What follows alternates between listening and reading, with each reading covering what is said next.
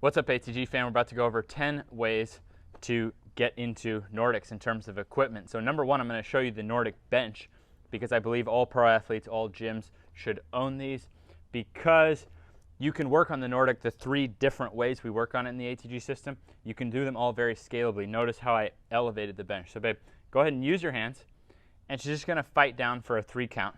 1, 2, 3, and she'll push back up. I can't stress enough for your success with Nordics that we spend a full 12 weeks doing that in the first time through dense. That's it, once a week, 5 sets of 5, just doing that. Then in standards, we work on being able to explode up. The pressure is on here. She did a really good job. And if you can get up, now go ahead and leave your hands like at your sides. And I'm just looking if the thigh gets a 45-degree angle to the bench itself. I'm only watching thigh and bench. Boom. Yep, pull back up. Good job. So those are the 3 ways. The way down, the way up, and then being able to fight the way down and go back up.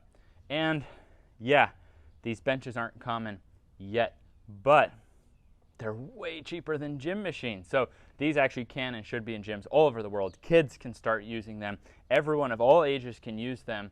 And this is arguably the #1 ACL bulletproofer. So together we can change ACL statistics on this planet, but we got to get Nordic benches into every gym. And now let's run down the other 9 ways of doing Nordics. There's a Nordic bar made by the home gym guys that you could take with you. There's a Nordic strap made by a few people now that you could take with you. You could also just use a weightlifting belt, and that would work on a bench the same way. And from a bench, well, if you had a partner with you who weighs as much or more as you, they could also hold down your heels. That works very well. You can set up a rack or a Smith machine to as much or more as you weigh, and if you put some good padding on there, boom, Nordic bench. Stall bars work the same way, not so common in American gyms, but very common in European gyms.